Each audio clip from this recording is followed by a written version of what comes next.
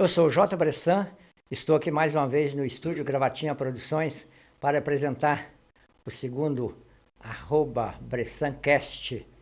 E hoje eu estou aqui com meu amigo Cristiano Rodrigo, ele que é professor, ator, diretor e mais alguma coisa. Ô Cristiano, boa noite, seja bem-vindo. Seja bem-vindo. Obrigado pelo convite. Obrigado mais uma vez, na verdade é o segundo convite, né? Obrigado pelo convite. E o microfone é todo seu, não para levar para casa, tá? Mas é todo seu, pode contar a sua história, porque aqui eu não pressiono com pergunta não. Fica à Não, vontade. mas o bom é você perguntar, porque aí conduz a gente melhor, né? Mas vamos lá. Não, apresenta aí quem é Cristiano Rodrigues. Eu sou professor de língua portuguesa há mais de 20 anos na cidade de Ubá. Né? Além de ser professor de língua portuguesa, sou professor de teatro há mais de 20 anos. Tive inúmeros projetos na cidade, tenho ainda muitos projetos aqui. Trabalho principalmente com crianças e adolescentes, principalmente a classe com a qual eu trabalho. O que mais? Participei de inúmeros festivais de teatro aqui de Bahia, inclusive quando tinha o antigo Festival de Teatro Vicenza, participei das 6 edições que teve, quer dizer, as 6 edições eu estava lá. E eu acho que é só, não tem muita coisa assim para se falar. Não, mas tem, pelo que eu te conheço aí, você tem uma história boa para contar. Por exemplo, você já trabalhou nesse movimento da prefeitura? Qual o movimento, Bressan? Desculpa. Esse movimento que tem aí, da aula pela prefeitura, essas coisas Sim, eu assim? já dei aula pelo projeto TIM, quando o projeto TIM existia, na época da Dona Aparecida Camiloto, que era nossa secretária de Cultura. E na época eu estive lá no projeto TIM, fiquei lá por 2 anos. Saí quando a Dona Aparecida saiu, né, na sequência eu saí. E fui para o Estado, porque o Estado, eu tinha passado num concurso na época no Estado e tinha passado em outro na Prefeitura. Enquanto eu não fui chamado pelo Estado, eu trabalhei na Prefeitura durante 6, 7 meses dentro da Secretaria mesmo. Depois, né, quando a Dona Aparecida saiu também a minha vaga no concurso, eu pedi exoneração e fui para o Estado, onde eu estou até hoje. Né? E hoje você trabalha com o quê? Eu sou professor de língua portuguesa, literatura, redação, teatro, robótica, né? Sempre inovando, porque hoje em dia as coisas mudaram muito. Não existe mais um profissional que ele é focado apenas em uma situação. Hoje em dia, ou ele tem várias pesquisações, ou ele não vai. Eu sou formado em 3 faculdades diferentes. Eu tenho língua portuguesa, né, letras em inglês. Tenho pedagogia, a qual fiz recentemente o ano passado, terminei ano passado. E o ano retrasado eu fiz a faculdade de educação artística. Terminei em 2024. Comecei em 2022 e terminei em 2024. E essas últimas 2 foram EAD. Fora isso, eu tenho 5 pós-graduações diferentes, em mais diversas áreas, que vai de inclusão, supervisão, orientação e inspeção. Gamificação, que é uma área que hoje em dia está começando a aparecer, que é você trabalhar com a aula a partir de jogos, conhecimento a partir de jogos, né, para que leve a criança e o adolescente a raciocínio por outros caminhos. Tipo dinâmicas? Sim, tipo dinâmicas. Mas principalmente assim jogos. Hoje em dia se vê muito, por exemplo, se usar o Minecraft, por exemplo, para justamente explicar ao menino sobre história ou sobre química, por exemplo, você tem um laboratório de química diretamente na sua escola. Né? Então a gente tem que estar o tempo todo se atualizando, principalmente quem é da área de cultura, quem é da área de educação, ela tem que estar se especializando o tempo todo. Porque senão a gente para no tempo. O que te levou a você fazer letras, fazer várias faculdades? Você tem incentivo de alguém na família, alguma coisa assim? Olha, eu sempre quis fazer faculdade. A mãe falava assim, Cris, vai fazer letras. Você lê demais. Eu falei, mas você tá doido? Fazer letras? Ser professor, ganhar muito, trabalhar muito, ganhar pouco, passar raiva com o aluno, paguei a língua. Entrei na sala de aula, vi que meu espaço era ali. E aí, consequentemente, por eu mexer com teatro há tanto tempo, eu resolvi fazer educação artística porque isso me autoriza até mesmo dar aula dentro de escolas com professor de educação artística e aí automaticamente, em vez de trabalhar com teatro de forma mais legalizada, né? Vamos pôr assim, de forma mais de realmente poder gerar dinheiro.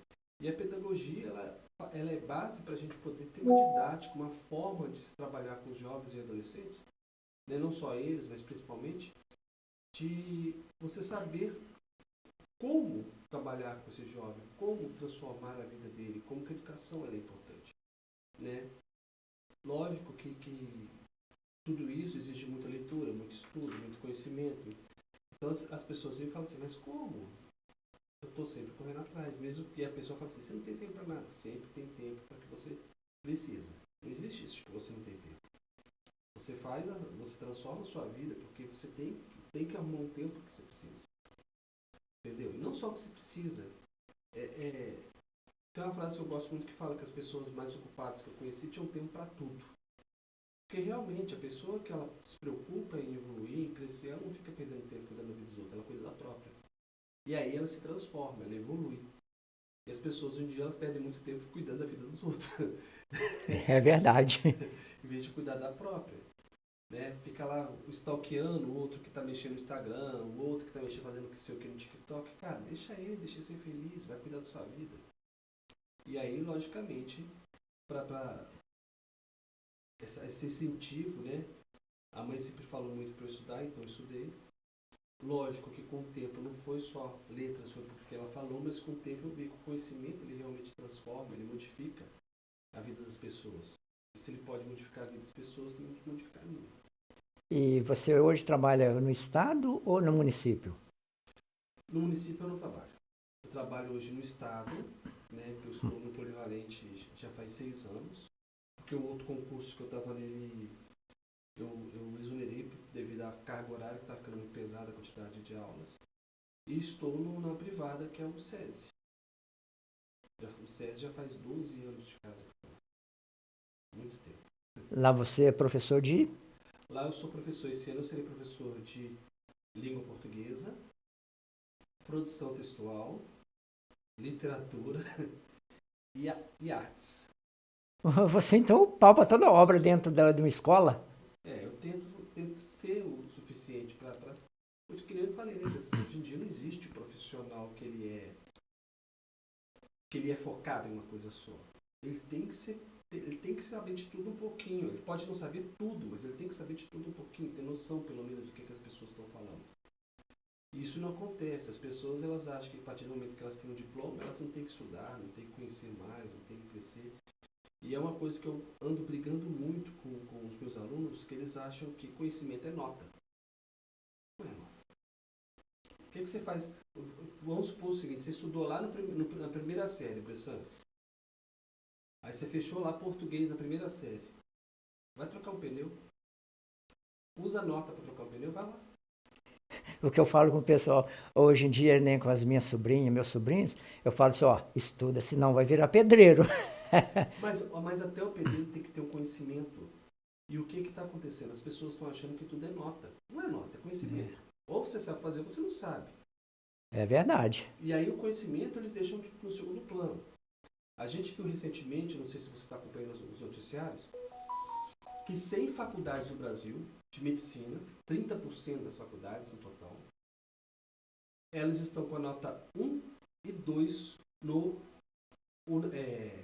ENAMED, que é o Enem de Medicina. Nota 1 e 2 quer dizer que está péssimo. As notas 1 e 2 no ENAMED indicam um desempenho insuficiente e, ficando abaixo da média nacional esperada para estudantes de medicina. E aí olha o que acontece. Porque o que as pessoas acham? Eu estou pagando, vou passar. Não, a maioria são particulares. Não me lembro se tem faculdades federais no meio. Mas eu olhei as faculdades federais. Nesse mesmo ENAMED, as faculdades federais, inclusive aqui da região, como faculdades de Ouro Preto, Viçosa, o FMG, né, que é lá de Belo Horizonte, Juiz de Fora, elas estão entre as 50 melhores do país. E você fez faculdade de artes cênicas, né? Eu fiz faculdade de Educação Artística. Educação Artística.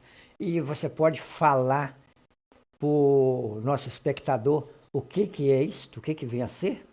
A educação artística, basicamente, é o que hoje em dia os meninos aprendem na escola como artes. Na verdade, você tem que estudar de uma forma multidisciplinar artes. Você estudar dança, música, teatro, né, artes plásticas, o que é arte educação, todas essas vertentes para quê? Para você poder estar ensinando um jovem, um adolescente, né, ou qualquer pessoa, na verdade, que queira aprender sobre arte, os fundamentos da arte, os fundamentos de diversas formas de expressão artística. E da onde surgiu também, né? Essas coisas. Sim, você tem a história, você vai estudar, por exemplo, aí você vai estudar lá, você tem a história do teatro. Eu mesmo estava dando uma olhada no material lá esses dias, né? Que é uma coisa que eu acho que a tecnologia fez fantasticamente, ela possibilitou que o conhecimento chegasse a qualquer lugar. Pena que a pessoa só vai usar lá para ver a traseira da fulana, ou de quem o fulano se separou, ou casou de novo. Mas ela tem essa possibilidade de gerar um conhecimento muito grande. E aí o que acontece? Nas apostilas que eu tenho, elas são todas em PDF. Eu sento, de vez em quando eu dou uma olhada, estudo de novo, dou uma revisada. Por quê? Porque tem hora que o conhecimento, né, ele tem que ser revisto. Aí você aprende. As pessoas acham que hoje em dia, eu aprendi tal coisa e não preciso voltar. Não, você tem que voltar sempre. Né? Pra você ter ideia, depois de mais de 20 anos de formados, eu resolvi fazer um curso de inglês. Estou terminando esse ano um curso de inglês. Para lembrar coisas de quando eu aprendi na faculdade, que hoje eu não tenho tanta lembrança de como que faz. Então eu voltei a estudar inglês. Justamente por quê? Porque a gente tem que estar se reciclando o tempo todo. Eu te fiz essa pergunta pelo seguinte, porque as pessoas geralmente são leigos nisso aí, eles não sabem o que é. Nem letra, tem muita gente que não sabe o que é letra, faculdade de letra, o que é faculdade disso, daquilo, entendeu? Eu falo a faculdade de artes cênicas, o pessoal não sabe o que é.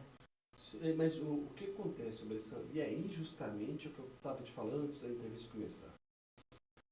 As classes trabalhadoras, operárias, isso quem fala é até Augusto Boal, no seu Teatro do Oprimido, né? Ele fala isso muito claramente, que a cultura, ela acaba sendo muitas vezes elitizada. Então o conhecimento ele se transforma em coisa de elite. Então o Augusto Boal fala que todas as formas, por exemplo, de arte antes, elas não tinham paredes. Até que teve alguém de uma classe dominante que falou, não, vou colocar o teatro dentro do espaço próprio para ele. E nisso aí ele elitizou o teatro. A mesma coisa aconteceu com a arte. Qualquer arte, a pintura antes ela era colocada do lado de fora de uma casa. Aí eles criaram os museus, onde a arte fica ali para quê? Para que as elites que podem pagar tenham acesso a ela. Isso é muito triste porque as pessoas que realmente deveriam ter acesso a isso, que são as classes superiores, elas não têm. E elas não têm noção de que aquilo faz falta para elas. Porque elas não têm o conhecimento para isso. Elas não conseguem imaginar que aquele conhecimento pode fazer a diferença deles. Né? Tem um francês chamado Le Corbusier, era um designer, e o Le Corbusier ele falava que tudo era arte. Né? Ele pensava... O Le Corbusier ele trabalha mais com design de casas. Ao contrário dele, a gente tinha o dadaísmo, que surgiu na época lá das vanguardas europeias, e o dadaísmo, ele falava que tudo é arte. E é uma base para tudo que a gente tem hoje, porque antes do dadaísmo, não se pensava que uma cadeira, além de ser confortável, ela deveria ter um aspecto artístico. Porque esse aspecto artístico influenciaria muitas vezes na forma que você consome ou não aquela cadeira. Então, o dadaísmo ele faz isso com a gente. Mas para você saber isso, você tem que ter o quê? Conhecimento. Então você não consegue imaginar que tudo à sua volta é arte. A camisa que você veste, o boné que você está usando, a mesa que você usa para comer, o garfo que você pega para colocar essa comida na boca, o prato que você usa, tudo é arte. Utilitária? Tudo que nós estamos fazendo aqui, você vê esses microfones, tudo aqui, isso é uma grande arte, né? Sim, é uma tecnologia, por isso que eu falo, a tecnologia ela foi fantástica porque ela pôde levar o conhecimento, pôde levar pessoas que não tinham voz, inclusive, a tecnologia hoje é uma coisa muito democrática, porque ela permite que qualquer pessoa possa falar o que quiser, inclusive, né, a gente fica até preocupado, porque tem hora que a gente tinha que estar avaliando qual que é a qualidade disso. E tem gente que não avalia. Desculpa a expressão, qualquer idiota que pega e fala assim, vou fazer tal coisa, as pessoas batem palma e acham aquilo bonito. É verdade. E não é, como não é, o que não é o caso do seu caso, por exemplo. E você está usando isso aqui de uma forma construtiva. Mas, como eu falei, tem gente que fica lá o tempo todo preocupando com o outro no TikTok, com o outro no Instagram, com o outro não sei onde. E não é aí, cara. Né? O Elon Musk, né? Eu não gosto muito dele porque eu acho ele um cara filho da mãe. Porque ele quer ficar rico mesmo, que passar por cima dos outros e que se dane muito. Mas o Elon Musk, ele fala que a maior universidade aberta do mundo, gratuita, é o YouTube. E as pessoas não acessam o YouTube com esse intuito. No YouTube você aprende de tudo, cara. De tudo. Você aprende a montar um esquema que nem esse aqui. Você aprende... você não sabe tocar uma tomada, ele te ensina como trocar a tomada. Ele te responde com as curiosidades que você tem do seu cotidiano. Você fala, cara, eu vi tal termo, não sei o que é. Você vai lá e pesquisa, está lá para você. Outro dia eu fui em Juiz de Fora e eu gosto muito de entrar lá nos sebos, nas livrarias que vendem, né, livros antigos. E eu vi uma enciclopédia lá que eu usava na época que eu era criança.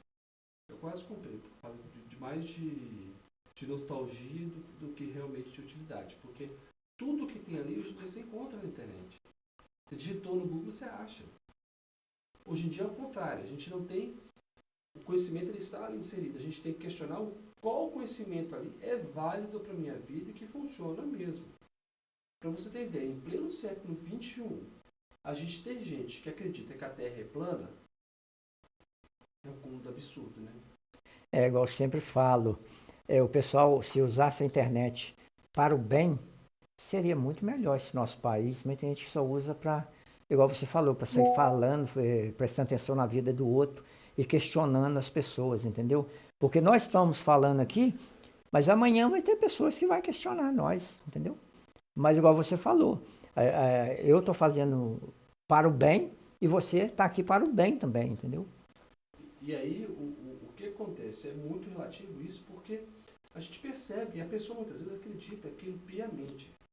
E aí a gente tem que parar para pensar, pô, cara, como que isso está funcionando para mim? Prova disso são as fake news. As fake news, elas estão rodando para baixo para cima. Esse ano a gente tem até que ficar preocupado, porque é ano de eleição. Já existem programas onde você, Bressan, pode não ter dito aquilo, mas ele filma você e ele coloca você com sua voz falando aquilo que você não disse. É por isso que eu tenho que ter muito cuidado no que eu vou falar, no que eu vou perguntar, entendeu? Então, são coisas que eu não falei e depois vai sair lá que eu falei. Então, a nossa imagem hoje, ela é a nossa identidade. Não tem jeito. Infelizmente, a gente está no mundo desse jeito. Sim. Então, tudo que você vai fazer, você tem que pensar duas vezes. Tudo que você vai falar, você tem que falar duas vezes. Eu fico tentando me policiar o tempo todo, principalmente porque eu lido com adolescentes, muitos adolescentes, e o adolescente ele tem uma tendência, muitas vezes, a distorcer o que você fala. Porque, muitas vezes, o conhecimento deles de mundo ainda é pouco. Não porque eles estão equivocados, é porque o conhecimento deles de mundo é equivocado. Ele ainda não tem aquilo. Ele não tem experiência. E aí o que acontece? Você tem que tomar cuidado o tempo todo. E muitas vezes, sem a gente perceber, a gente é de uma geração que tudo pra gente, mesmo as coisas mais preconceituosas, eram piada. Por exemplo, os Trapalhões hoje não passaria pelo crivo social. Tem muito aí. Entendeu? Principalmente porque a gente percebe que o Renato Aragão mexia com pessoas homossexuais, mexia ao mesmo tempo com pessoas negras, questionava, utilizava da mulher como forma a partir da sensualidade, a partir do que ela era como objeto mesmo sexual, né? Então, quer dizer, hoje em dia eles não passariam, o crivo da sociedade seria muito severo para eles. Mas foi uma outra época. Foi uma outra época. Não quer dizer que porque naquela época a gente achava engraçado, que isso é legal hoje. É justamente aí que a gente tem que questionar. Será que é legal ainda? É que hoje a gente tá vendo coisa pior, né? Sim. E tá passando. Mas é igual você falou, né? E eu vou questionar e você vai questionar, mas e a censura? Que não vê o passado, mas não vê o futuro. Então, Mas a censura ou pressão hoje em dia é justamente isso que a gente não tem. A censura ela não existe. Até porque a própria Constituição garante esse direito de você falar o que você quiser. Tá? Só que o falar o que você quiser não quer dizer que você não vai ter consequências contra ele. Eu posso chegar e falar, por exemplo, o mal de toda a população homossexual. A questão é, qual a consequência desse ato que eu estou fazendo? E se a gente quer uma sociedade igualitária, justa e que realmente reflita valores, vão ser bem claros, né, de uma sociedade moralmente capaz de se governar, a gente tem que falar assim, puxa, isso aqui não bate mais. é verdade, cara. A E aí gente. tem gente que me falou, nossa, que na minha época, hoje em dia todo mundo é muito sensível, fica cheio de mimimi. Não é isso, é outra época, cara. Evolui. Mudou. E eu acho que nós temos que acompanhar, né? A nova geração. É, e a gente, nós, vamos dizer a verdade, nós somos dinossauros. É. Nós pegamos uma época que você nasceu que você não tinha metade da tecnologia que a gente tem hoje. Não tinha tecnologia nenhuma, não existia nem o telefone. Ó, você queria ouvir música, você tinha que ter uma vitrola. Né? Quem não sabe, gente, vitrola era um negócio assim, redondo. Você colocava um disco ali feito de um material chamado vinil, aí vinha com uma agulha, parece mentira, que era um caco de diamante, ela pegava aquilo ali e transformava em música. Hoje em dia não, você vai lá na internet e baixa MP3. É nem MP3 mais que eu sei, nem sei mais se é MP3 mais. Então você baixa a música ali e ouve no seu iPhone, no seu celular, no seu no smartphone e vai. Anda com aquilo para baixo e para cima. Inclusive hoje a gente tem plataformas que vendem essas músicas, que vendem assinaturas para que você possa estar consumindo aquela música o tempo todo. Né? Então, e aí a gente pegou essa transformação. A gente tinha, antes você ia fazer lá uma música, queria mandar para o gravador, você fazia uma fita demo. Né? Demo quer dizer demonstrativo, tá? Demonstração. Daqui a pouco vai ter gente que fala assim, eles faziam na época uma fita com demônio, né? Isso não, tá? A gente explicando aqui por quê. Mas você fazia uma fita demo. A história mudou. A nossa geração foi a geração que pegou toda a tecnologia e foi aprendendo com ela. E teve que aprender na marra, na porrada, errando, acertando. Entendeu? Então, quer dizer, foi o que aconteceu com a gente. A gente lembra isso, quando a gente começou a mexer com teatro, iluminação, você lembra o que era iluminação? Era aqueles canhão que eu tenho ali fora até hoje. Eram uns canhões desse tamanho, que aquilo, conforme o lugar que a gente tinha que levar aqui para apresentar. Aquele é pesado. Entendeu? Era um monte, para você ter uma iluminação básica. Hoje em dia você tem um tal de canhão DMX.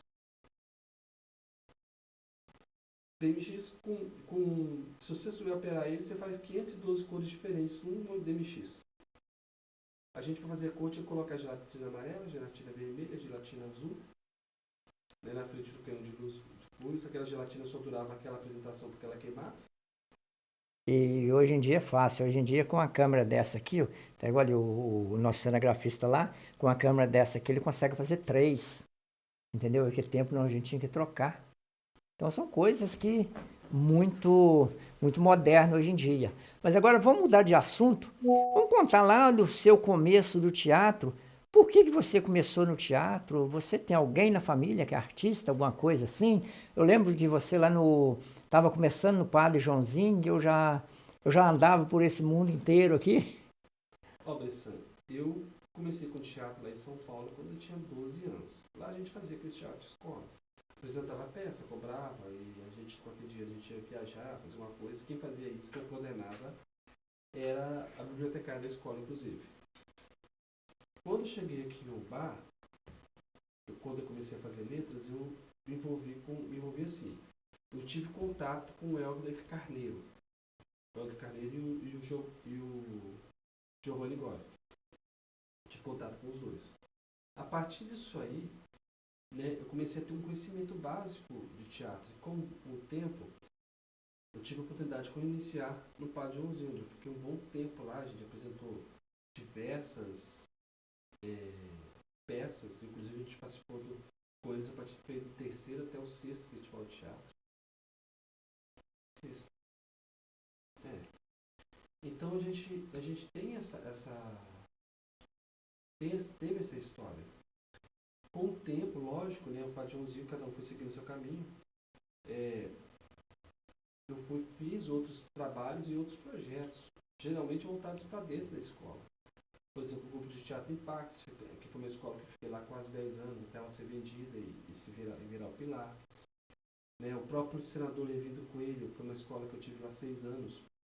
E desses 6 anos teve um grupo de teatro lá de 2013 até 2019, que era coordenado por mim, né, que a gente pegava, muitas vezes levava em escolas municipais essas apresentações infantos juvenis de forma gratuita, porque eu acho que a cultura tem que chegar realmente àquela música do Milton, né, o artista tem que ir onde o povo está. E aí para a gente ir nisso, muitas vezes o lugar para a gente começar isso são as escolas. Então a gente levava até as escolas. O ano passado, por exemplo, a gente apresentou na escola Governador Valadares, que fica ali no Bom Pastor. Nós apresentamos na escola... Esqueci o nome dela. A escola nesse grupo. A gente chegou a apresentar lá. Nós apresentamos o próprio SESI também. A gente teve momentos da gente apresentar lá. Então, quer dizer, isso faz toda a diferença. E muitas vezes, como a pessoa pela primeira vez está tendo contato com aquilo, fica fascinado. Por quê? Porque era para ser acessível a todo mundo e isso não acontece. Você já apresentou várias peças. Sim. E você tem peças de sua autoria também. Quase todas são de minha autoria. É muito difícil trabalhar peças de fora. E dessas peças, qual a peça que, se fosse para apresentar hoje, que você gostaria de apresentar? Difícil. A peça que eu gostava muito dela, mas que hoje eu não posso falar dela, se chama A História é um Show. A gente conta a história do Brasil da década de 30 até datas mais recentes. Só que a última vez que eu apresentei ela, para você ter ideia, foi em 2018. Que foi quando o Michel Temer estava no governo. E a gente colocava na peça toda a história do Brasil. Então eu teria que, por exemplo, se eu tivesse que apresentar lá hoje, eu teria que atualizar os últimos 6 anos do Brasil. Só que eu não posso. Porque se eu falar de um lado, eu vou ser atacado por um lado. Se eu falar do outro, e lá eu teria que falar dos dois lados, eu vou ser atacado pelo outro. Então eu não posso mais encená-la do jeito que foi. Porque a primeira versão da História do Show ela foi escrita pelo Cassius Lopes lá em 2002. Depois nós fomos modificando ela ao longo dos anos. Eu fui atualizando ela ao longo dos anos, pedi autorização do Cássio, ele deixava, eu fui autorizando. A última atualização dela é de 2018. Depois disso eu não mexi mais. Eu cheguei a assistir essa peça, eu acho que no festival você apresentou essa peça, não apresentou? Sim. Eu cheguei a assistir uma peça muito boa e realmente, com o passar do tempo, você tem que ir atualizando ela, porque senão fica parado no tempo, né? E não dá, hoje em dia não dá para eu colocá-la no palco, porque as pessoas estão em extremos. Se você é a favor de um determinado governo, você é contra o outro. Se você é contra determinado... Se você é a favor de um outro governo, você... Não existe isso. E também vem aquele caso, né? Até os próprios artistas é capaz de não querer fazer, entendeu? Então é uma coisa que fica muito difícil de trabalhar hoje, porque eu vejo lá, é muito artista na peça, né? Sim, a História do Show, para ela ser bem feita, ela é em torno de 20 atores, constantemente em cena. Né? Porque eles chegam a trocar de roupas 2, 3 vezes durante o espetáculo. A última vez que eu fiz, para você ter ideia, foi realmente... Eu fiz ela uma vez no SESI, em 2014, 2015. Depois a última apresentação dela foi em 2018 com o senador Levindo Coelho. Nunca mais eu fiz ela. Eu tive coragem de fazer. Justamente por esse medo do que geraria né, a polêmica que geraria. Eu acho que não tem necessidade de ter essa polêmica tão grande acerca de certas coisas. Realmente, mas hoje em dia, igual você falou, a gente tem que pensar no que vai falar, o que a gente vai apresentar, porque é arriscado, né? A gente nem sair daqui e ter um carro da polícia ali esperando a gente. Nem a polícia. Eu não estou preocupado nem com a polícia. O que eu fico preocupado são com as pessoas que elas realmente inseriram isso a tal ponto na sua vida que se tornaram fanáticas. E hoje em dia eu não tenho nem que preocupar muito com a polícia quando esse caso. Eu tenho que preocupar mais com as pessoas que são fanáticas. Porque você pode sair daqui e um cara tá armado, ele te atirar você. Tem mais nem menos, e de repente por uma coisa pequena que você falou. É verdade. Aqui, então vamos mudar de assunto agora, vamos levar para o outro lado. Você deve ter história boa e alguma coisa engraçada que aconteceu com você no seu grupo de teatro e alguma coisa assim que mais triste, mas que você aprendeu muito com isto.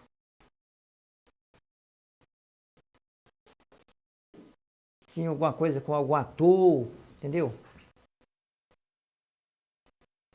Eu acho que Uma ida de cômodo, assim, para Divinésia, o senador, que as canto lá. Eu já fui com você também, já participei.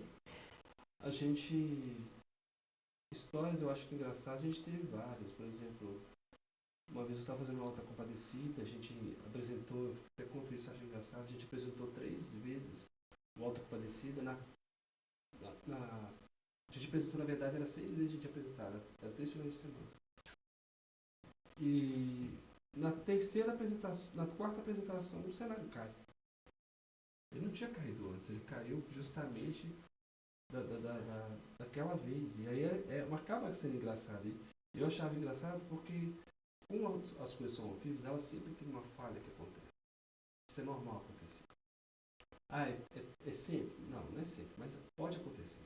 Porque o ao vivo ele possibilita esse detalhe. Eu já tive, por exemplo, que eu fui apresentar, mexer com o som, só que eu. E aí?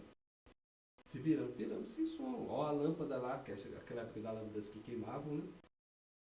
A lâmpada queimou e o espetáculo todo ficou com a parte do palco escura. Né? A gente fazia isso. E eu acho assim, o que eu sinto mais falta, que eu acho que assim, mais triste, eu acho que assim, que quem eu sinto mais falta é o Fernando.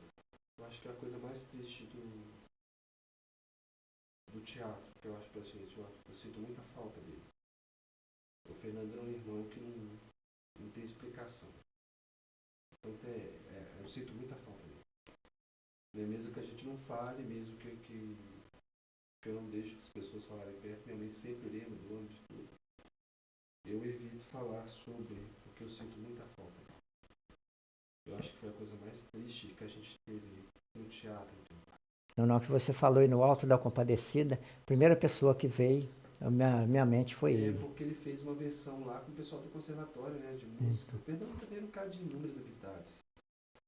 Ele era cinegrafista, ator, autor, diretor, Editor, né?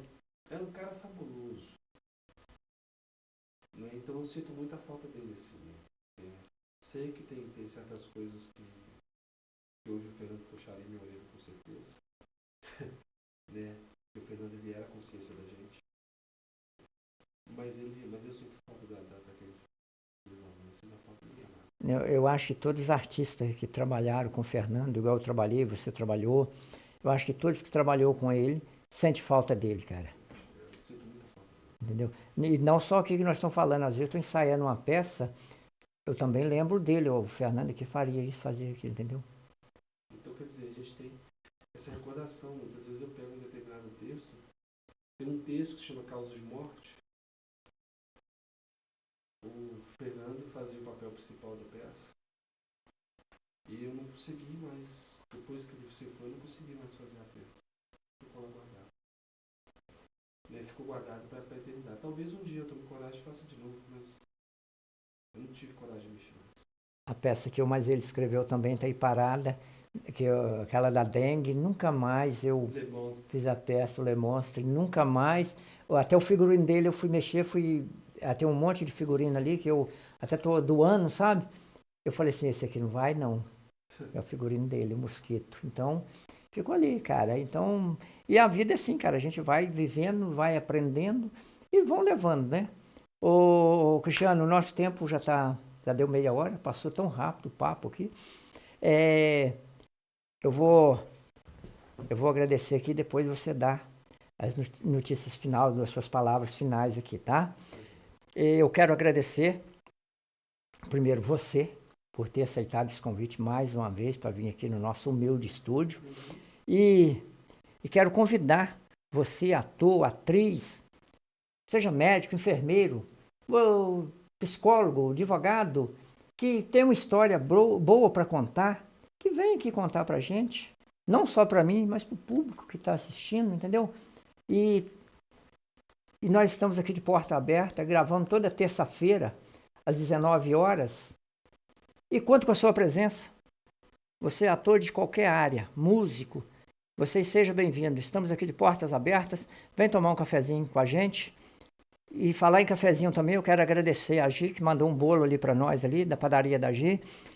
Gente, lá na padaria da Gi tem doce, bala, sorvete, pão e tem um cafezinho torrado na hora, lá moído na hora. Eu comprei lá hoje, um cafezinho muito bom. Gi, muito obrigado pelo bolo, tá? Cristiano, suas palavras finais. Precisa mais uma vez agradecer o convite, né? Ela foi diferente da outra vez. Outra vez você perguntou mais. E eu acredito que eu quero que as palavras que eu tenha dito, né, elas cheguem a quem realmente precisa chegar e caia no vídeo que realmente precisa cair. Eu acho que só isso, e eu agradeço a você, agradeço ao seu técnico de som ali, né, que tá aí o tempo todo com a gente ali, tá quietinho ali, mas tá de olho ali, tá? E até uma próxima vez. Eu que agradeço, muito obrigado e boa noite. Boa noite.